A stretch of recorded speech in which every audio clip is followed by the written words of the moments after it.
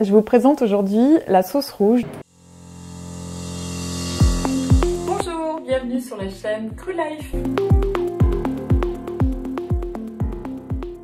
Vous avez besoin pour cette sauce de 300 g de tomates, 20 g de tomates séchées.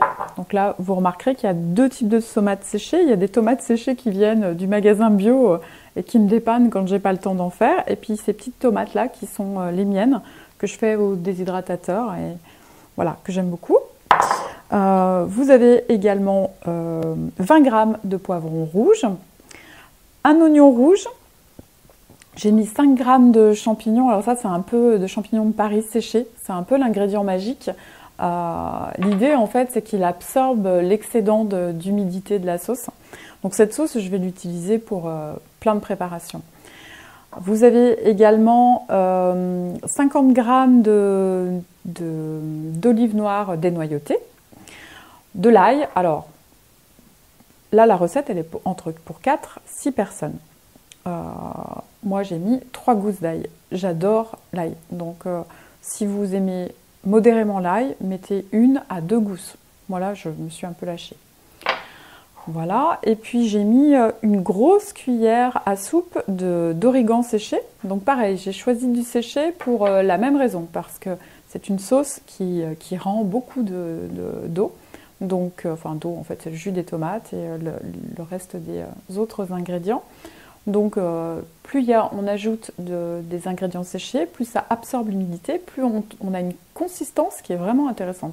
Cette sauce, elle est vraiment, vraiment intéressante pour plein de choses. Après, j'ai pris de l'huile essentielle de basilic, parce que c'est pas du tout la saison du basilic, et que j'adore les huiles essentielles. Et voilà, ça s'y prête totalement. Donc ça, c'est vraiment l'ingrédient à mettre tout à la fin. Juste mettre un tout petit coup de mixeur pour mélanger, mais l'échauffement des lames va dénaturer l'huile essentielle. Donc il vaut mieux la mettre vraiment à la fin. Et du poivre noir fraîchement moulu. Voilà, pour les ingrédients, nous avons tout. Et après, c'est tout simple, on prend tout ça, on commence par les tomates, parce que c'est ce qui a le plus de liquide et c'est ce qui va aider le mixeur lame en S. Et on mélange tout, on garde juste l'huile essentielle pour la fin. Donc après, l'ordre des ingrédients a peu d'importance. Ce que je voulais vous préciser également, c'est que cette sauce, c'est une sauce tomate qui est très aromatique. Donc elle est idéale sur des spaghettis ou tagliatelles de légumes, quels qu'ils soient. Comme une sauce napolitaine. Elle est quand même assez racée, elle a quand même son identité, donc elle peut très très bien s'apparenter à une napolitaine, sachant qu'elle a quand même des petits accents plaisir du cru. Et elle va très très bien aussi pour faire des pizzas.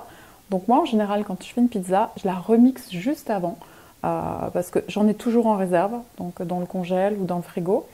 Je cuisine beaucoup avec 3 enfants. Et quand c'est pour faire une pizza, je remets un petit coup de mixeur, parce que comme ça je la fais beaucoup plus fluide.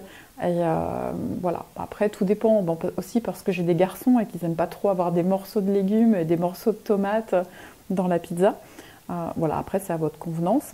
Après, elle s'agrémente de tout, elle peut vraiment être une sauce de base de plein de préparations. Voilà, donc c'est vraiment mon identité, celle-ci.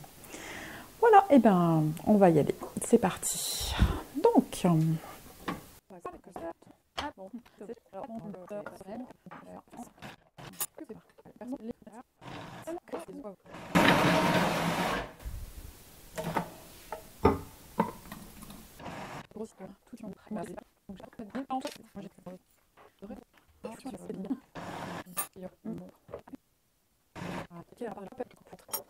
on va récupérer le jus.